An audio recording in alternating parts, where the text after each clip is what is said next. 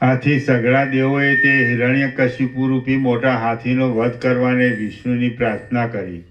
મહાત્મા પુરુષો પણ વારંવાર કરવામાં આવતા અપરાધોને સહન કરે નહીં એ સ્વાભાવિક છે.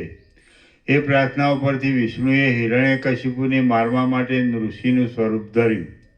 એ સ્વરૂપની પ્રબળ ગર્જના જાણે પ્રલયકાળમાં ઊંધા વળી જતા બ્રહ્માંડોનો ગુગવાટ થતો હોય તેવી લાગતી હતી. ઐરાવતના દાંતો જેવા તેના મોટા નખો વજ્રાદિ પ્રબળ શસ્ત્રો જેવા દેખાતા હતા.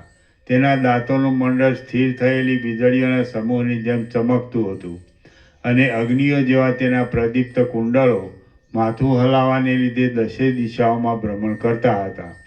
તેનું પેટ જાણે સઘળા મોટા પર્વતોનો એકઠો થયેલો ઘોડો હોય એવું વિકટ જણાતું હતું. વૃક્ષોના જેવા તેના ઊંચા ઊંચા હસ્તોના પરિવર્તનોથી સઘળું બ્રહ્માંડરૂપી ખપ્પર આ ચોખ્ખો પ્રકાશ સાંભળવાથી જે દ્વૈત થયું હતું કે બિંબ અને પ્રતિબિંબ. બિંબ એટલે પરમાત્મા અને પ્રતિબિંબ એટલે જીવ જગત. તો પ્રતિબિંબનો ભ્રમ જે થયો હતો એ ટળી જાય અને પોતે બિંબ છે એ તો રહેલું જ છે. અનાદિશી તો સત્ય તો પ્રથમથી રહે છે પરમાત્મા નથી, નવું આવતું નથી. ખાલી પ્રતિબિંબનો ભ્રમ ટળી જાય.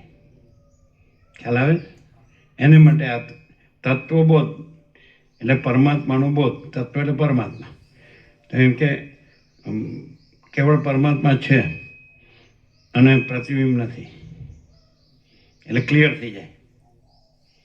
અને તો એ સામાન્ય માણસ દેખાતો હોય પહેલાં જેવો, જ્યારે દ્વૈત હોય ને બિંબ પ્રતિબિંબનું, અને પ્રતિબિંબમાં એનું તાદાત્મ્ય અભિનિવેશ અભિમાન થયું હોય કે હું આ છું ને આ બધું છે, આ મારું છે, તો એ ભ્રમ ટળી ગયો ને એવો માણસ દેખાય. તો પણ એ ઓળખાય કે એ માણસ છે ત્યાં કોઈ બિંબ પ્રતિબિંબનું દ્વૈત નથી અને કેવળ બિંબ છે, કેવળ પરમાત્મા છે.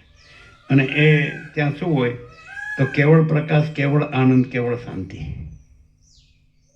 ખ્યાલ આવ્યો? એનું પ્રૂફ શું હોય?